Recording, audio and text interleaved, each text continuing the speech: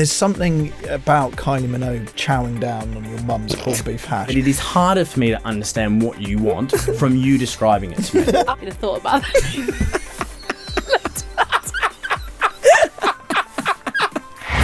Hello and welcome to Capital Breakfast After the Show. I'm Jordan North, he's Chris Stark, and that's Sian Welby. How's everyone's week been? Yeah, not bad. How's yours been? Very, very good. Very good, I think. Yes. I'm just trying to remember, like, what day is it even? Is it Tuesday or Wednesday today? I don't know. Is it Tuesday? It's Tuesday at the time of recording, and when this goes out, it will be Capital's Jingle Bell Ball Day. Oh! So we'll be at the that's ball getting ready. Oh, pray for future us three then. Yes, because so at the time of recording this, for me, the preparations have begun. There is a kind of standoff, we've talked about this before, I think, as to who starts tanning when. Because I've had terrible situations in the past where it comes to the photos, these two both look orange, and I look even whiter than ever. Yeah. So everyone always comments like, oh, Chris doesn't look right, Chris looks ill. And actually, but it's not that I look ill, it's just you two have made what looks like a normal face so orange that it washes me out. We're so orange, the saturation of the photo is so off, you go black and white, which isn't fair. It's not fair. So I did promise that I would start spraying you. Yes, yeah. I'm just saying, like, if we have to tan, because I'm all for none of us doing it. If we have to tan, though, we all do it at the same pace. Yeah, we all look better tanned, all of us. Chris, you look great tanned. Jordan, you look great tanned. We have to be tanned. Yeah. We can get you start tanning. I've got the self spray that I'm putting on. Yeah, so we just missed. And even if I don't remember, just come up to me in a rogue moment, just spray me in the face. You have my consent. Thank you. I will. Any time. I actually will. I just go close. Yeah. Just get you. Can I just quickly ask, genuinely, because it was a real thing for a girl. Do you feel better when you tanned? Yeah, I feel actually 100% better. I've denied it for years, but I actually do. And I used to think it made me look really like. I used to be dead against all of this stuff. I thought it wasn't manly. Yeah, I agree. Now you've turned the corner. Definitely, you're looking. This is the best I've known you to look. I use moisturiser. I thought that was a myth. Honestly, I did. I really did. I thought it was nonsense. I thought it was bollocks that you basically buy your missus. If I'm really honest. Creams, like whenever I fly anywhere, I've always got to bring it back. I've got to stop by the duty free and buy some Clarins. Yeah, that's good. What is sort of, in a way, the girliest thing you do now, do you reckon? I have a full facial routine before I go to bed. That's great. Yeah. What does that involve? So I proper, use a real good face wash. Then I put a serum on. Then I put some eye cream on. So what's serum? Is that the whale jizz that I've been reading about? The salmon jizz? There is salmon sperm, you're right. That's a big one, isn't it? Serum. Sometimes use a vitamin C one, sometimes use a normal one, and then I've also got... How do you wank off a fish? Well, you can wank off anything, actually, Chris. That's how that movie goes, isn't it? Meet the Parents. How do you wank off a fish? How did I do it? Do you remember when I found out that all birds have vaginas? That was a revelation this week. So I've heard, mate. But yeah, so you've got a full routine. Got a full routine, but going back, everyone looks better with a tan. There's something about, when you've been on holiday after a few days and you get ready to go out, everyone looks fit on holiday. It does something to you. The sea salt in your hair, your hair looks better. Good. It's just something about having a tan makes you look good. I'm all into self-love. I started massaging quite a while ago now, and it's... Sorry? It's great. No, it's great. Massaging yourself? No. I go into what they call parlours or... Oh, Christ. Why are you making it so it's not. weird? No, into, I love a massage. Yeah, same. Some people are dead against it. Some people don't like being touched. But I've really embraced it over the years. I'll never forget my first massage, though. It was in Cavos. Oh, that's not how to do it. I was with Scott Mills, of all people, and he said, I'll treat you to a massage. And I thought, wow, this is incredible.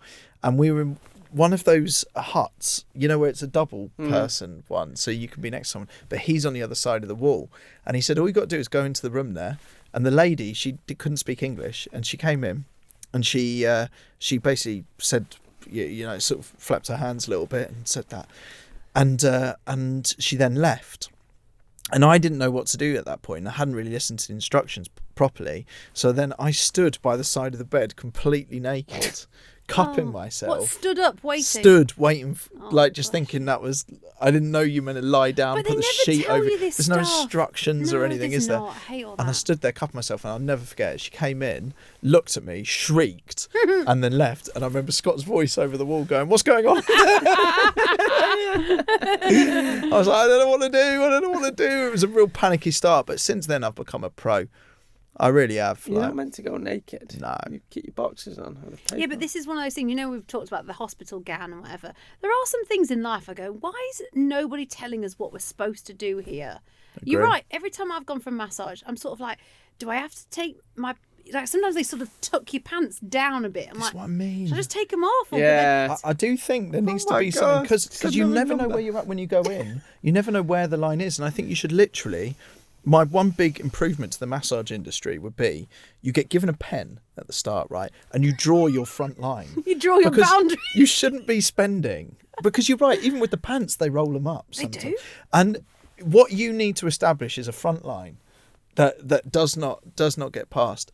And but because otherwise what you do is you spend, until you sort of nod off a bit, you spend the first 20 minutes, their thumbs just creeping closer, and you go... Don't know if they know the light. I don't know if they. Steady. Tensing. Steady. If you draw a line and allow yourself a bit of wiggle room, a bit like when you're painting a room. You know what I mean? A buffer zone almost. You can cutting in. Cutting in. Yeah, you put can the masking tape on and. Yeah, do you know what though, Chris? You are right, because this is the other problem you get, is whether you make noises or not, right? And when I've had my back massage, that's where I went wrong in Kavos. It gives them the signal, right? I didn't know this. There is almost another language, isn't there? But I also think, when you eat food, we've all been on Saturday Kitchen, and when you eat the food, you go well over the top on the praise. So you have a little bit, and it's like, it's nice, but you would never eat something normally and be like, oh, yeah, that's really good. But you do it because you want the chef to feel good, right? Same with massages. Same the first time in Kavos. To kind of give her the confidence that she's doing a good job, I was there going like, oh, yeah. But I wasn't enjoying it that much. No. But I agree. You do. But well, it'd be interesting to hear if you are a giver of massages. It would be good to hear. Do you want noises or not? Because and please almost tell us your stories from your side of it, because I think it's us the ones acting weird, if we're being honest. I've never. Yeah. Anyway. Would you make a noise if you get a Oh, yeah. You go, what, like Churchill dog? I'm like, oh, you know. Oh. Sometimes, if I'm having a massage and walk past, you wouldn't know if I was eating, having a massage, or taking a shit. Honestly. That's the best way. That's so different. Well, hopefully we'll get a massage before Jingle Bell Ball, and we will do a special behind-the-scenes episode of Capital's Jingle Bell Ball with Barclaycard next week, so we'll do all the goss and everything like that. The photo this week, we always have a different person in our photo frame on the screen behind us, is producer Jimmy. That photo is so funny. You need to go on Global Player and watch this episode for this photo alone. It's him dressed as one of the Ghostbusters. What was that for? Halloween? This is him dressed as Lewis Capaldi when I was interviewing Lewis Capaldi. And Sean is right, actually, because we played out a couple of clips of that. That's an interview which you should... I really encourage you to go watch in full, because it was so funny. And the bit that we didn't really speak about is we got members of our team to dress up as Lewis Capaldi in different times and eras, to stand next to Lewis Capaldi, and then he would tell a story about... So this, I believe, was a night... I think it was a night Lewis went out on Halloween, and he was talking all about being out on Halloween with... Is it Ed Sheeran or something? It was like a Selena Gomez or something. Oh, no. What's Kardashian girl? What's the... Kim? Or, no. Chloe Kendall. Kendall. Nice. Kendall Kardashian was... Yeah, because she's in with all your Harry Styles and that gang. So you're right, it would have been Kendall. Mm. Yeah, that interview. So Chris, what was great is you took him to a pub, because it was his first interview done in ages. You're like, let's make him relaxed. You two have known each other years. You two are a few pints deep at this point. Even funnier seeing producer Jimmy trying to be professional. But do you remember the issue he had with the costume? Yeah. It was hiked up same a bit. as you've had with the Jingle Bell Ball. Oh, before. he had a case of the old moose knuckle. It was... But the problem is, they were sat down and he was stood up, so it was very much eye level. So a lot of the social videos, you got me talking to Lewis, sometimes about some quite, serious things, and all you've got in the background is producer Jimmy's knob. Right. We'll get the Jimmy side of this in the Jimmy special. Yeah, that's why he's in the photo frame today, because on Wednesday's episode we're doing a bit of a special with producer Jimmy, so he's going to come in and answer some questions and give us a peek behind the curtain of what it's like to produce the Capital Breakfast Show. So that's happening on Wednesday. If you want your picture in the photo frame, after show at capitalfm.com. Right, we need to talk about Horsegate that happened, because I think this is one of those shows that we did on Friday that's like one of my favourite ever breakfast shows we've done. It was so good. Would you care to explain, please? Okay, yeah, well, so throughout the week, we'd basically held off playing Christmas music on Capital because we just wanted to hold back a little bit. We thought it'd be more exciting for everyone when we then played Christmas music and it felt right. And we were almost waiting for divine intervention on that front. And it came in the form of Jeff Goldblum, who came on the show and was so much fun, and it all got very Christmassy. He ended up singing a Christmas song, didn't he? We knew he would. We knew, giving him sort of... You can sort of gauge Jeff Goldblum so well that if you give him enough of a clue, he will roll with it.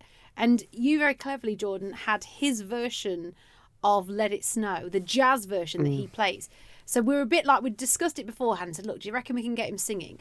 And then you're like, well, if I play his version in, he'll naturally start riffing over the top. And it worked a charm. It did. Have a listen to it. This is what happened. You are so... Come on. Hey, that's me on the piano. Hi. Right? Yeah, this is yours. It is, yeah. Oh, a one, a two. Here we go. A 1, 2. Side is frightening, and the fun is so delightful. What is this word? If there's a place to go. So, come on, Chris. Let it snow, let it snow, let it snow. Yeah.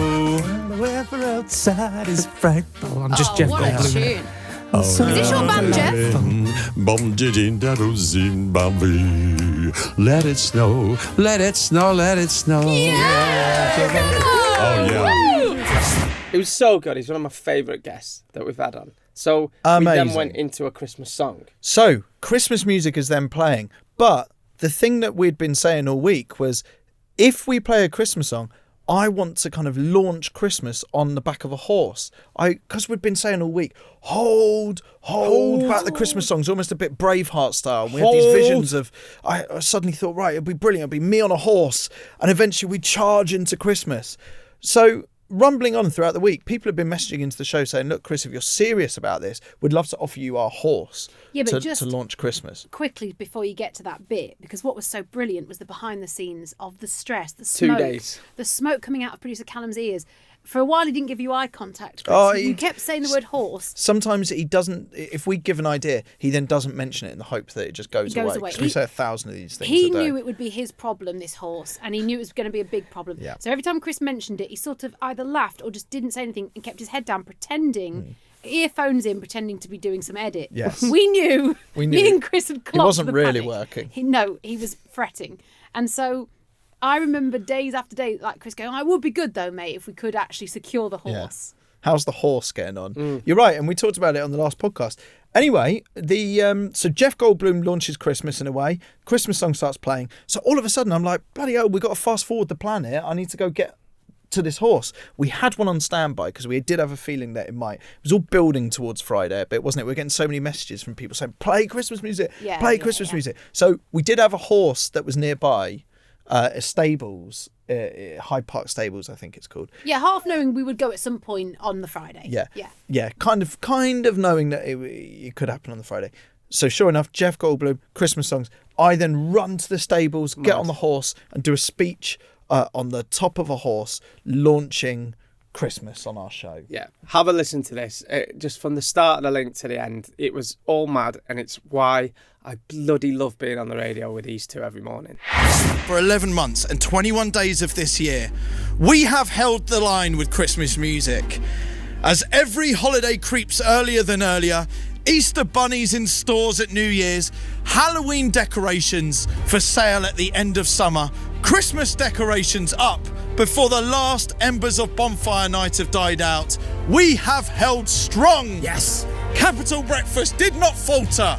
We did not bow to the peer pressures of pressing play on a Christmas song. Nay, that is not us. When a blank of snow dusted Britain, we did not break. When rival radio stations crumbled to the Christmas pressure, we did not break. When Greggs launched their festive bake, we did not nibble. Well, I did a little bit, to be honest, but we still didn't play any Christmas songs. But now, a wizard more influential than Wizard has decreed. It's time to open the floodgates, to open Pandora's festive box and let the songs of the season, steady Boris, fly. Yeah! 'Tis the season to be jolly. 'Tis the season to rejoice. People of the United Kingdom, it's Christmas! Come on, Boris, to Christmas!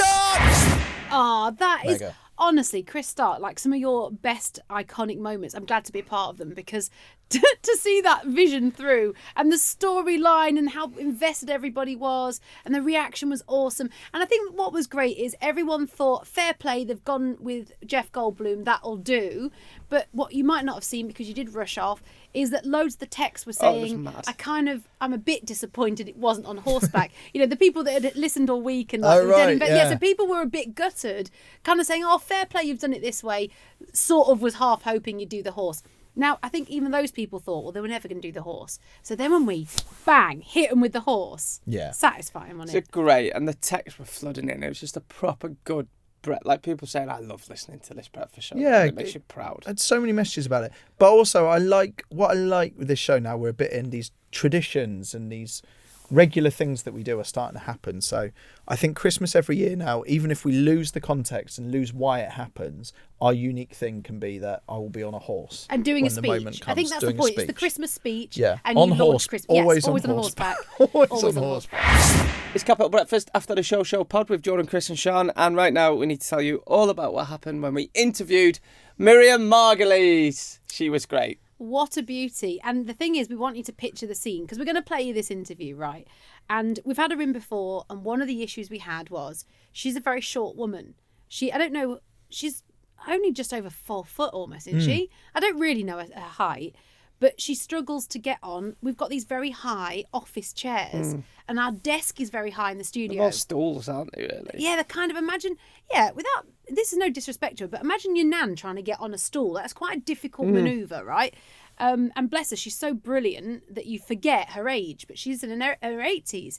So last time we hadn't factored this in. We had this mad panic and put her on this tiny little chair last time, and you couldn't see her. So all the cameras are on. It looked like we were talking to a ghost and Miriam was below the table. We thought we can't have the national treasure Miriam Margolyes, down on the floor. So this time we'd preempted it and Callum had got this... What chair was it in the end? It was a chair that could go low, so it was fantastic and it meant all the cameras could line up. There was a bit of brainstorming around it because I also thought, national treasure, I would rather we do something amazing. Like, do we get a group of men from Magic Mike's to say carry her in? That would have been lovely. Could that be it? And then I came up with an idea of, do we get a cherry picker outside? And she sort of rises up. We do the interview through the window. Chris was obsessed with this cherry picker. But I was, because I thought, how awesome for someone like her. Like, it would be, for me, that would just be... It would fit her status. Again, just so you know, that would be very triggering for producer Callum because Chris knows what he's doing, and he kept going, "Oh, where are we at with that cherry picker, Callum?" And he winds him up all the time, and Callum never knows whether he's being serious or not. Because with the horse, he was serious. Yeah, no, the cherry picker. The cherry picker we couldn't have put one her of on a kind. But so that's how I want you to imagine it. So she's on this chair. She is still slightly lower than us because it's on hydraulics. And it will make sense when she explains... the boobs. The boobs Boobs. situation. And we had to help her to a seat as well. She's not very good on her feet. And I know it sounds corny, but I was just so charmed by her. To be charmed by a guest. So here it is in its all its glory. It's Miriam Margolyes on Capital Breakfast. Oops, I just bumped the mic with my face, not with my breast. Because usually my breast is level with the mic. But in this strange studio, I'm crouched like a little gnome in front of it. And they are descending low to the ground. Joining the chat this morning is a BAFTA-winning national treasure who you might know as an esteemed Hogwarts professor, a Vogue cover girl, and now a #1 best-selling author. She's already making us laugh this morning. Give it up for the one and only Miriam Margolyes! Yay! Good morning. Thank you so much. Oh, we're super excited that you're on the show with us today. We have been saying this as well. We wouldn't be surprised if one day we're introducing you as Dame Miriam Margolyes. I doubt that. Why? I think I'm too naughty And perhaps not important enough. Oh, I don't think that's true. Could we perhaps start the campaign for your damehood? No. It mustn't happen like that. It must just happen without people campaigning. I agree. I don't believe in campaigns. Only publicity campaigns. Miriam, we just want more of you on our TV screens at all times. Well, thank you for that. I'm very touched. What's your name, by the way? Sean. Yeah. I remember seeing it and thinking, are you Irish? Well, no, and I don't know if it's Irish or Welsh. It's a bit, it's because of the way it's spelled, Sian. In the same way that you have the same drama with your surname, you get called everything. I'm Sean, Sian, Cyan. I get called it all. It's a lovely name. I hope, actually, it is Welsh, because the Welsh did very well in the football, didn't they? They did. 7-1. I mean, that's pretty unusual. But Scotland... Oh, we'd be loving Scotland, that. the brave, eh? What about that? God, they were fantastic. Really. I'm just thrilled to bits. My father was Scottish, so I'm allowed to talk like this. Also, just whilst I remember, do you remember you said on the radio that if you listen to the podcast, you'll find out what Miriam Yes. Oh, offered exec producer Cal. We can't say. Well, I don't think we can say. She did. I mean, it's obvious. Let's at least talk around it for a minute. Of course. She went into the corridor afterwards, didn't she? And what did she say? Do we know? She said, this is my books. My book's on sale or something like that to the whole office. Sure, my book's on sale. It's all about me sucking cock. And then she kind of looked at... Is this one that we get producer Jimmy in the next... I worry we're throwing the problem his way. No, I think... Was he there? Yeah, Jimmy was there. And if we are doing a Jimmy special She on offered our Wednesday- exec producer a blowjob. Wow. Right, Okay, said it and now. Good, It was good. very funny. In jest, obviously. In jest. And I he think a it bit was to the blushed. whole office. But she To the was whole looking, office. She was looking at Callum. Yeah, but say this is what made it funnier. Say about Callum's reaction. So, Callum's reaction, and I quote, he gave a toothy grin. Toothy grin. Toothy grin. Callum, Oh, our Callum, exec we love producer, gave a toothy grin. And if you read the book, and I was trying to explain this, and obviously there's no, even I know the line on air, you can talk about it on air. She's famously a lesbian. She's talked about in all the books and stuff, and I've read all the books, I've listened to all those audio books, but she's a lesbian who loves to give blowjobs. Are we quoting the book? She genuinely... She likes to give others pleasure. Yeah, she genuinely loves to give blowjobs. It's in a book. It's so funny. And everyone else will know if they've read or listened to books. She does love to give blowjobs. I mean, it's mad. It's a rare beast. Yeah. There you go. And just on the producer Cal thing as well, it wasn't... my understanding of the story, which was, I think, third hand told to me, was that it was to the whole office, but it wasn't a sincere offer to the whole office. It wasn't. It was more a jokey, throwaway comment. Yeah, and he didn't feel uncomfortable at any point. It was all in jest. Right, no, come on, we're going mad here trying to be a spokesperson on behalf of this. She offered him a blossom. What It was was the just way of told putting in it? such a funny Sort of. way. It was so funny, but it was just the fact that it was that this way Chris said to me. Chris said to me, he said he said like he would have he'd have thought about that.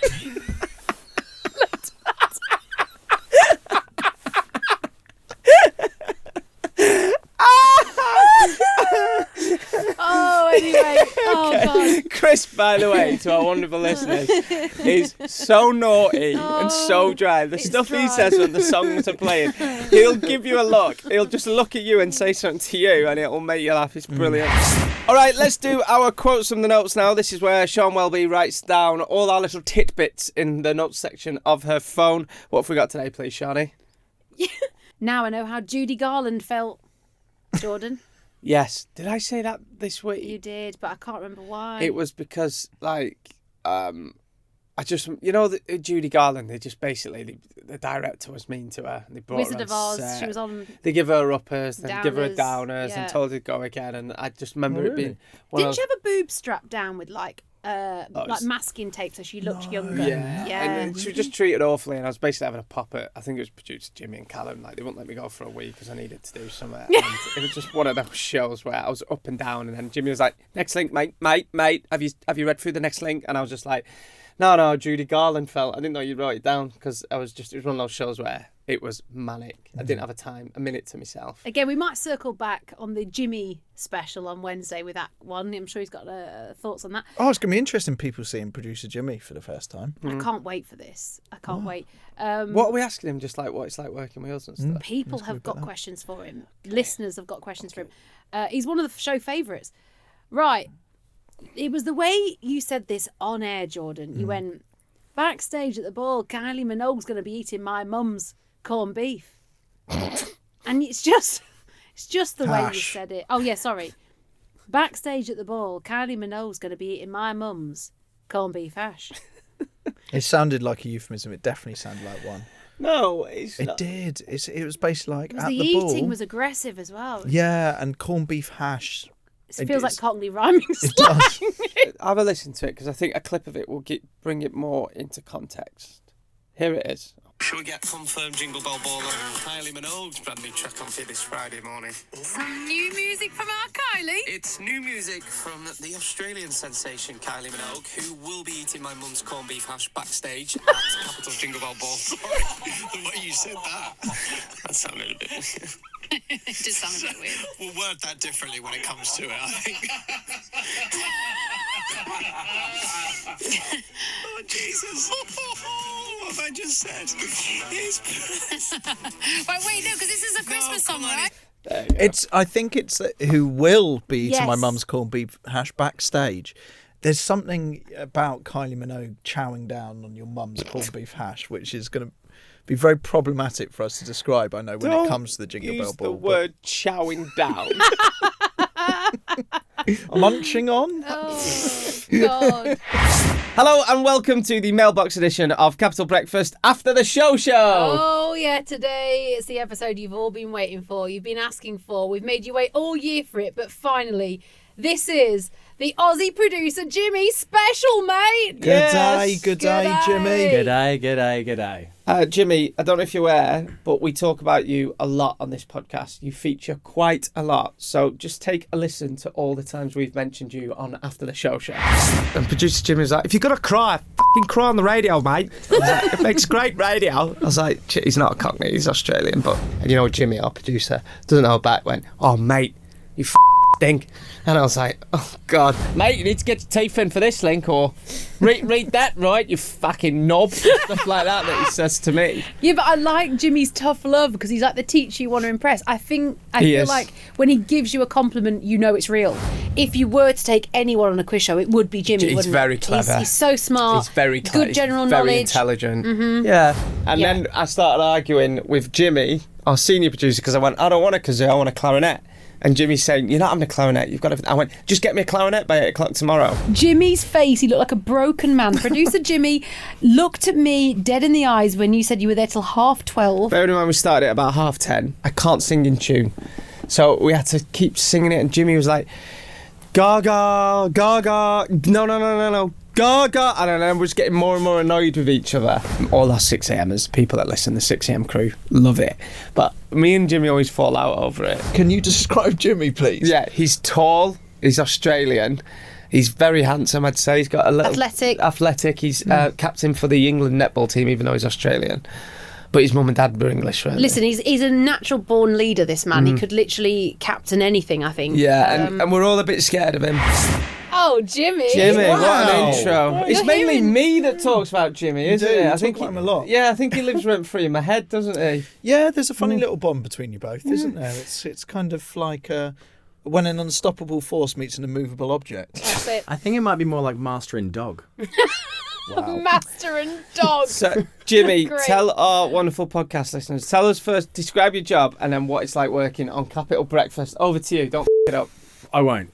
So I'm the senior producer on the Capital Breakfast Show. I've been here for quite some time now, through lots of different reiterations of Capital Breakfast, but I can firmly say this is the best one we've ever had. Oh! That is 100% true. This is the best the show's ever sounded, and that is in very much massive parts to all three of you, and a fantastic producing team who also help us out. Mm-hmm. And the only way to describe it is it's absolutely bonkers. Like, I know you guys do your sort of quotes from the notes section and stuff like that, and there's only 3 highlights that you sort of do, or 3 or 4 of them, but those are almost every 3 or 4 minutes in that studio where you're trying to explain to someone, like, of course, no, the reason we had to get rid of Jeff Goldblum so quickly is because Chris is going to be on a horse. Like, and you're like, what? That like sentence doesn't make any sense to actually anyone else out there in the outside world, or would have any understanding of how those two worlds have collided.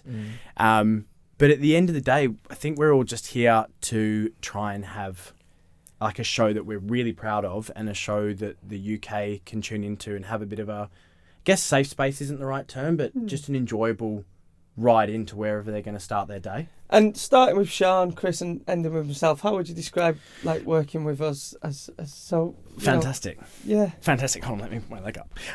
Sian, I've known Sian the longest. I met Sian in a pub.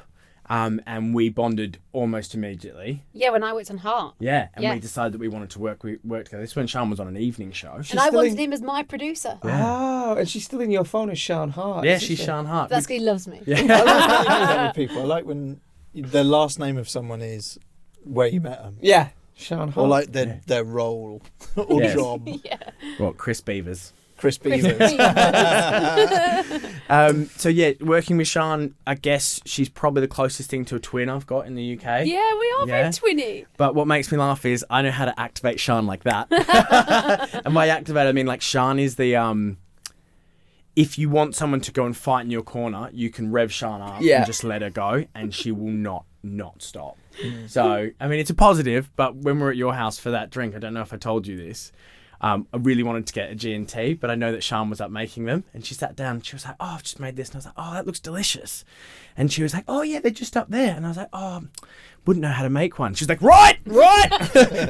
Up out of her seat, mixing me a cocktail. And I was like, I was just kidding. I was just trying to activate you. But I think this is part of your job, is you've got an interesting one, because you've got to kind of deal with 3 different personalities of presenters and know what motivates and doesn't motivate them, and those are different things between us all, actually, as you're kind of identifying here, which is exactly it's the strangest relationship that a producer has with the presenters, and all of them are different. So if you listen to any show, every producer has a different relationship probably with every presenter, from what brings out the best in each other. But for example, I view you guys as, in a way, my boss, all 3 of you as bosses, in terms of what you want from this show and what you want us to achieve. So I take that on board, but at the same time, I can tell you when you're allowed to go to the toilet. So that's like, you're like, can I go for a wee? I'm like, no, you can't. You need to sit in that chair for like another 10 minutes. And you have to sit there and listen to me do that. But at the same time, it's like, how's that power dynamic working? Well, it's a weird one, you're right. Well, Chris, you are a different beast. You were probably the only presenter I've never, in my 12 years of doing breakfast radio, you're a presenter type I've never met before, or had never met before. It took me a little bit of time to fully understand who you were and how to work with you. And it's for the best, because you are the person who sees an idea and you go, cool, that's been done like 1,000,000 times. That is stock standard 1,000,000 times. What if we did this, right? And the what if we did this is amazing, because the content's going to be amazing, and it is a headache. Every time. It is like throwing a grenade into a bunch of cats, is what you do. And then you also just leave. And you're like, look, if I'm honest, Miriam Margolyes should probably go into a cherry picker. And then you're like, anyway, I gotta go. And then you just walk down the staircase. He used bombshells all the time. The horse one was great as well. Richard went, get me a horse. Yeah, get me a horse. Anyway, and then the next day you're like, so where are with this horse? And we're like, hair's been pulled out. Callum's almost had a heart attack. Yeah, poor I know, Cal. bless him. And that's the other side of my job, is managing Callum after you've set Callum off. Yes. Yes, Yeah? he knows how to activate Callum in Yes. the way you know how to activate me. No, he does. He does. But I'd like to think that I'm trying to act for you in a fun way. Callum's like this. He's like, Chris has said this today. What are we going to do? Yeah, I think that's very fair. Yeah. That's great. And Jordan? Oh, and Jordan. Hey. Okay. Well, let me get some notes up. What? You're actually getting notes Yeah, for these this? quotes from my notes about you. Jordan, you do this thing. So you have the most brilliant mind when it comes to radio. You are a radio person through and through. You understand how to get in and out of our content. You understand where you want things to go. You know how the show's meant to sound, the pace you want the show to sound, which is fantastic to work with. The other part of that understanding is you have such an ADHD brain that honestly, at points, I could scream. Right? Some of the things you've said to us with probably 5 seconds or 10 seconds to go. Do we have a Spanish bed that is more tapas? Are you sure we couldn't get Dam Busters? What is Dam Busters? It's a theme tune. Why did you not say that? Well, I just there and then I wanted it. The other thing you do is you will explain to us what you think a bed should sound like. So beds, if you don't know, if you're listening to our radio show, the beds play underneath the talking, so it keeps the pace of the show. It keeps a bit of it. And sometimes we'll punctuate it with a fun bed, like a theme song or something that helps bring the content to life.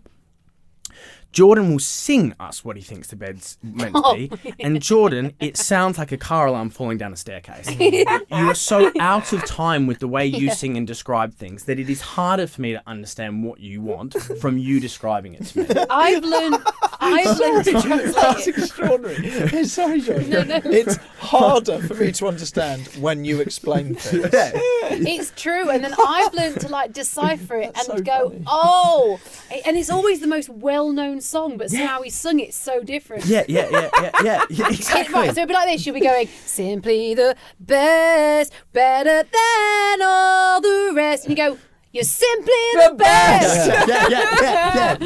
Yeah. And people, I think you've probably spoken about it before. People don't know. We love to sing on the show, and I've never had presenters, 2 out of the 3, so good at singing and rapping, and that is Sian and Chris. Yeah, they're brilliant. But you being like the brother, the character you are, it's like you don't want to be left out. So we know we have to get you singing as well. But we also know that we can let these two, let both Chris and Sian go and do it themselves, and the rest of the team is on damage control and what's going to come out of your mouth when you sing. So the epitome of that is, like, you're so right. When there's something, and all 3 of us have to come back with a song. Occasionally we do little weeks, and it's like, so Sian will be on Monday, I'll be on Tuesday, Jordan will be on Wednesday. The Wednesday one, you work with Jimmy for like 2-3 hours afterwards. Do you remember the Parsnips Rain? Yeah.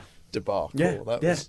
And the panic that we have, and because like we have bosses who hate us singing on air. I don't know if you know, but we're like, all right, well, we're gonna flying colours. Chris and Sian flying colours. Like they're gonna be singing it in their car on the way in, or for the rest of the day, and then we all hold our breath for when Jordan's goes out on air. We're like, like looking at our phones, waiting for the like never do that again message. But so far we've got away with it. I would quite happily not sing on the radio again. No, but you love singing. No, the Parsnips Rain one was good though. Well, it And was your good. Radio It was Gaga good. one. Radio Gaga was good. Oh, yes. that's the one I'm thinking of, actually. Any more, That was the Jimmy? one. Oh, yes.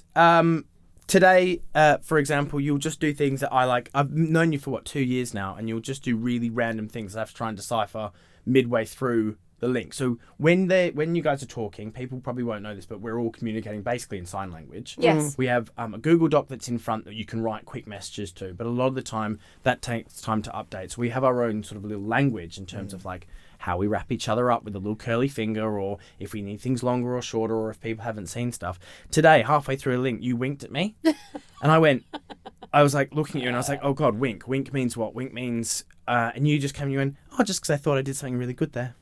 It was a good link. It was a really good flowing link. And then I started the song, so I had like an 8-second intro, hit the vocals, winked at Jimmy, and he went, what? I went, no, I just thought it was a good link. And he was freaked out by that. You two, honestly, can we talk about, and I could even just play in the audio from my phone and then you two can explain, can we talk about your quiz? The Monday quiz. Please talk about Beat the Week, because people don't understand. They'll think it's fake, this argument. They will think it's fake. So Beat the Week was something that, going back to the idea of what we do on the show as producers, you guys will come to us and say, I've got this really great idea for this. And then we work together to try and make sure that the music sounds right and the way that it all flows. Elevate it all. Elevate it so that it's the best it can possibly be for on air. Jordan came and said he wanted to do a weekly quiz. I said we needed a quiz. We needed a quiz, and you wanted it on a Monday, so it was sort of like looking forward to the week ahead. Yeah. Yes? And so we came up with Beat the Week, which is really simple. It's 5 questions, really simple. Monday, Tuesday, Wednesday, Thursday, Friday. should see simple enough. It's just a question about each of those days. What's happening in the week? Yes. Yeah. Yes.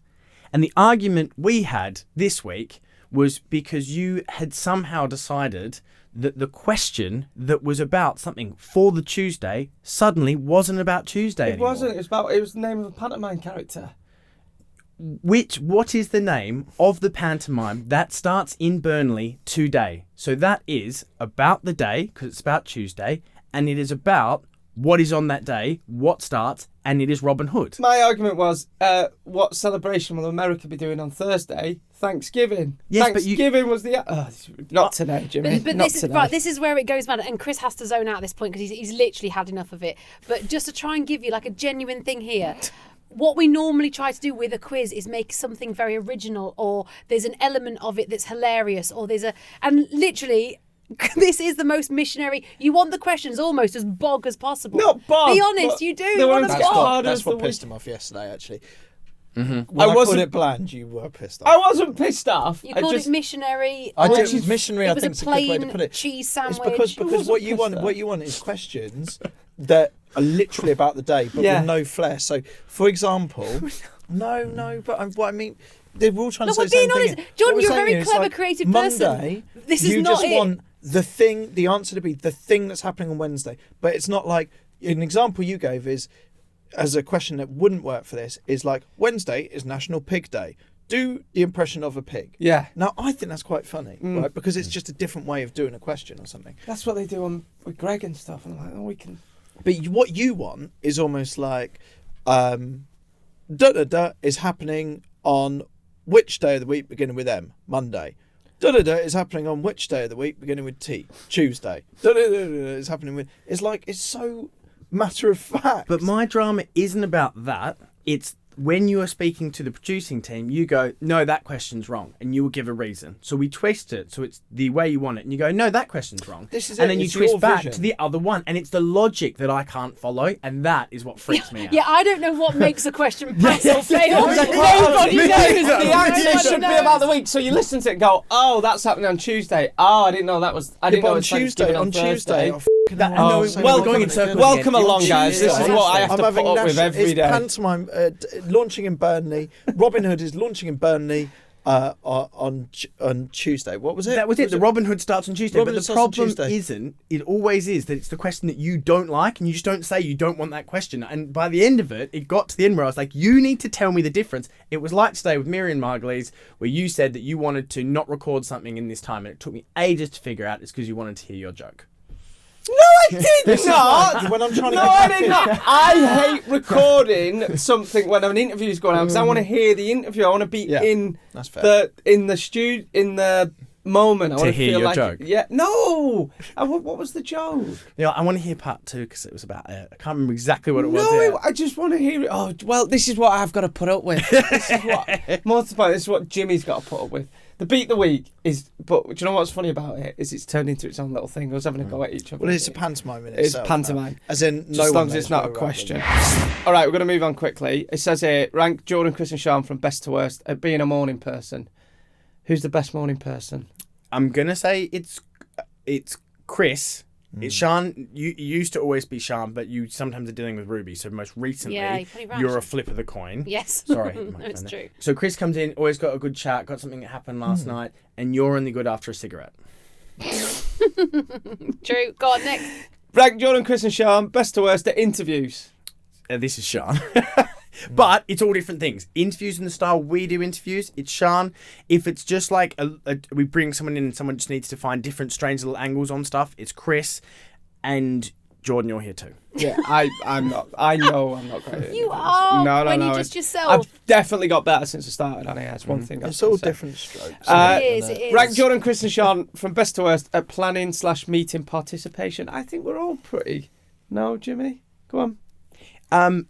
again, it just feels like I'm ripping on you now, and I'm not trying to. You do have ADHD, and so it is very hard to get you to focus for more than 5 minutes after the show. But that's because it's been a very busy show a lot of the time, and you always say you feel blagged, and then we try and get you to try and think of stuff in the week that's coming up. Well, Andy's got to do more in the show. That's what. We've got more space to come up with these. As long things. as I've had a fag afterwards, I'm like, let's go and have a fag, and then I'm fine. What? I do think, but it's because you are doing a lot in the show. I do genuinely think you have legitimate reasons, not just smoke. Yeah, but I always say, let me have my fag. Yeah. I'm stopping in New Year, and then it says overall contribution to the show. I can't speak for you think three. we're all- I think you're all. Again, I said this. It's the best the show's ever sounded, and that's because all three of you bring your A game consistently every single day. And what I love about it is it's like today, and I'd seen something on TikTok that I knew we could talk about today, and it worked really well. I just come in and went, I've seen this, and Jim was like, right, let's put it in at the start of the show, and that's what I love.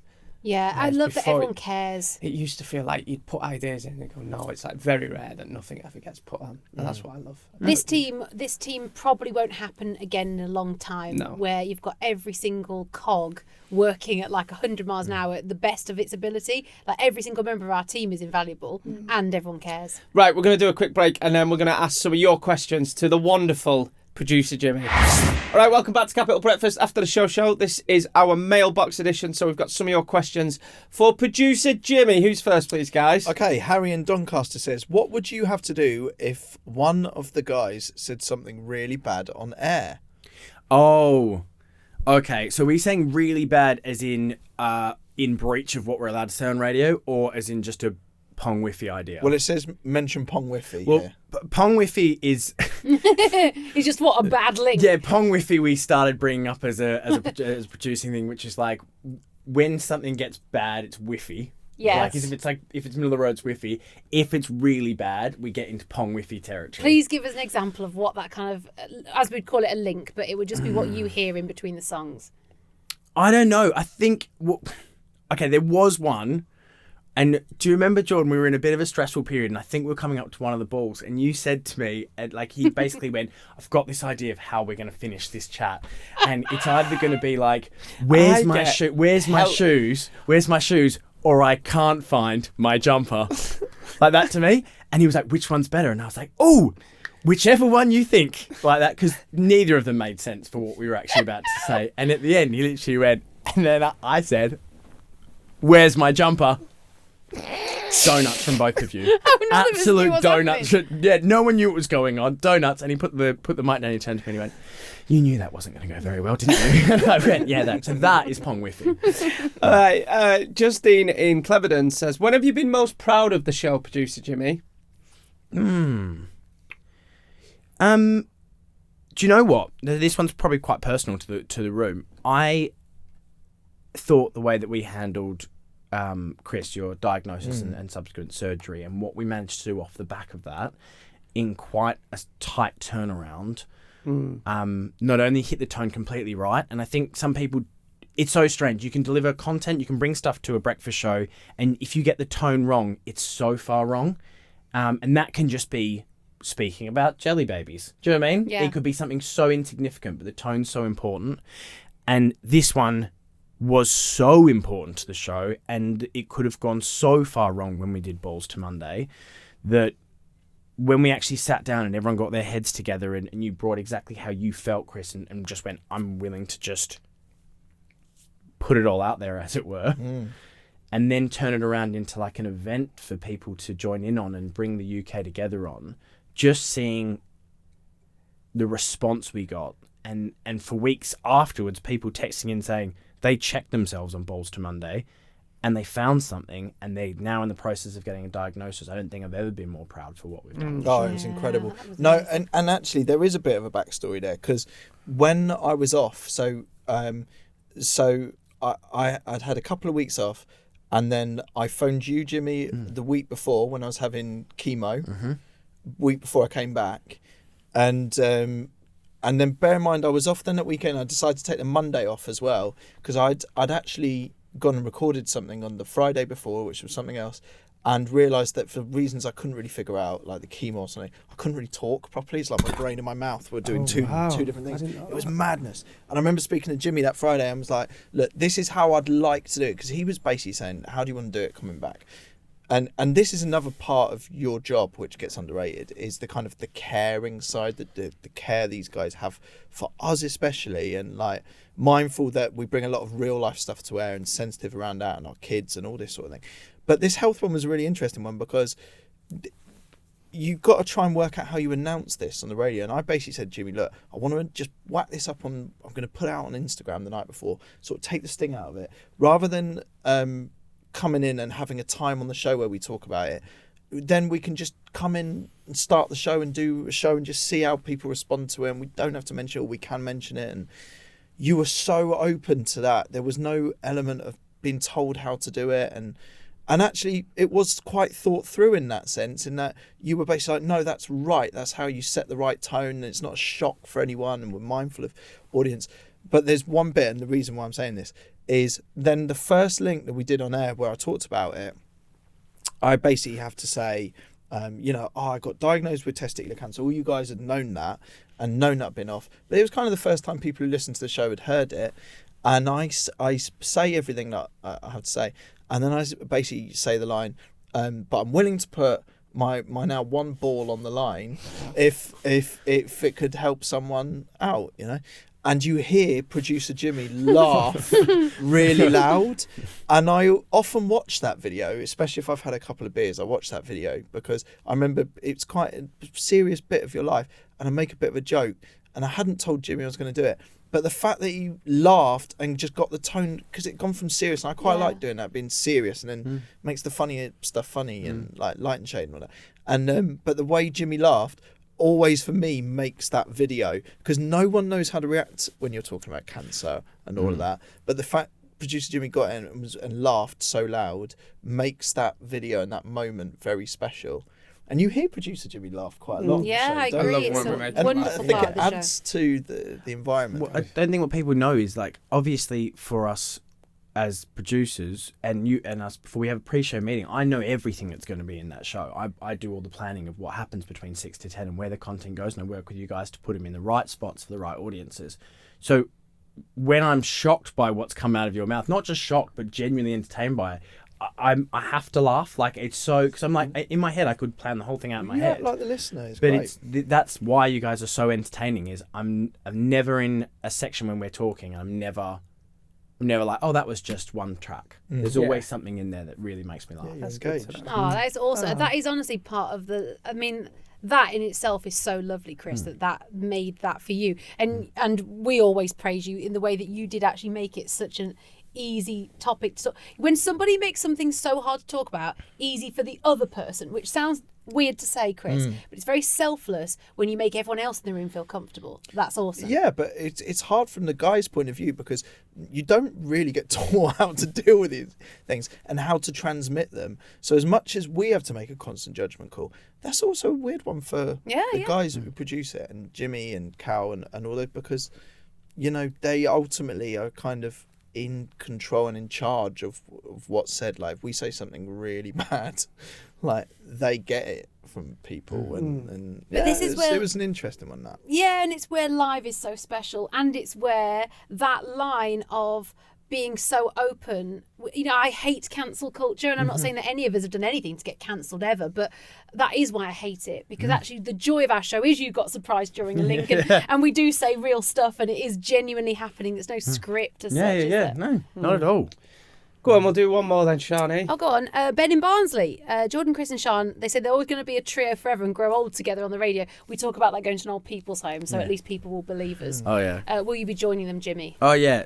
This is the best show I've ever worked on. I've said it multiple times. I didn't expect to say it so many times in one podcast. Yeah, it's but it's true. I wouldn't want to be anywhere else, and like, we're already half mad as a group anyway, so I guess no one else will have us.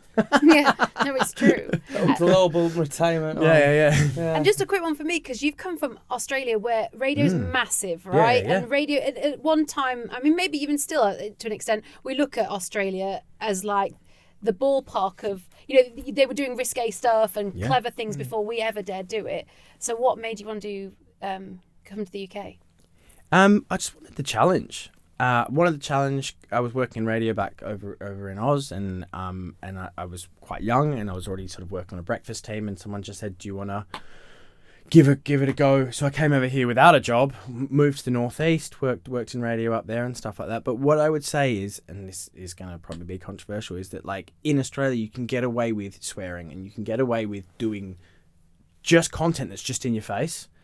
I would say we still touch all of those topics, but I think we do it in a way that is very clever and is very nuanced and really, really funny. And so I enjoy this style of comedy more. I think what we're bringing at the moment, I don't see anyone else doing.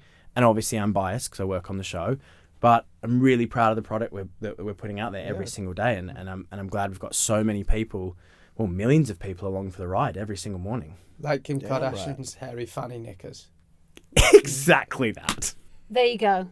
That's lovely, that, Jordan. That was beautiful. Thanks. But Poetry. We did talk about Kim Kardashian's hairy fanny, but in a radio-friendly way, didn't we? We did. Yeah. And I think that's... It couldn't have been summed up better than Kim Kardashian's hairy knickers. So there we go. Thank you for that. We love you, Jimmy. This is our moment to say we love you. Jimmy. We know how hard you work you. hard on the show. And when you ring me at 7 o'clock at night because you need to ask about that, just shows how committed you are to the show. And we don't say that enough. So thank you so much, Jimmy. We love you to bits. We do. Right then, that's us done for today. Yes, if you have anything else you want to know, though, you know what to do by now. Get involved with our mailbox episode that drops every Wednesday. Yeah, the email address is aftershowshow@capitalfm.com. Send us any question you want. And you can keep up to date on all the episodes on Global Play. You can listen to them all on there. And there's many, many more podcasts on there as well. We'll see you on Wednesday. Goodbye. Bye.